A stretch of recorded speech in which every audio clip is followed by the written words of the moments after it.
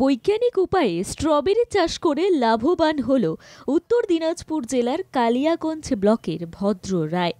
প্রথাগত কৃষিকাজের পাশাপাশি বৈজ্ঞানিক পদ্ধতিকে নতুন কিছু করতে চাইছিল ওই চাষি।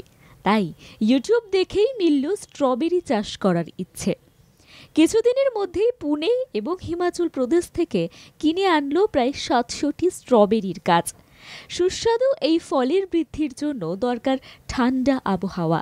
সেই জন্যেই অক্টোবর মাসে স্ট্রবেরির গাছগুলো জমিতে বপন করলেন তিনি। সঠিক পরিচর্যা ও পরিশ্রমের পর অবশেষে ফেব্রুয়ারি মাসের প্রথম দিক থেকে দেখা মিলল ছোট্ট ছোট্ট স্ট্রবেরি ফলের। মুখে একরাশ হাসি নিয়ে পরিবারের সকলে মিলে স্ট্রবেরি তুলে পাঠাতে লাগলো বাজারের উদ্দেশ্যে। উত্তর দিনাজপুরের বাসিন্দা ভদ্র রায় জানান, প্রতিটি গাছে কম বেশি 1 কেজি করে স্ট্রবেরি ফলেছে, যার বাজার মূল্য 600 থেকে 700 টাকা। স্ট্রবেরির এত ভালো ফলনে হাসি ফুটেছে ভদ্র রায়ের মুখে। এটা অ্যাকচুয়ালি স্ট্রবেরি চাষ করছি। এটা বাইরে অন্যান্য জায়গায় চাষ হয়, ঠান্ডা প্রধান জায়গায় বা পাহাড়ি এলাকায়। তো এই চাষে একটা আলাদাই মজা, যেমন ইনকাম সোর্সটা বেড়ে যায়, মানে টাকাটার দাম বেশি পাওয়া যায়, টাকা বেশি পাওয়া যায় অন্যান্য চাষের থেকে।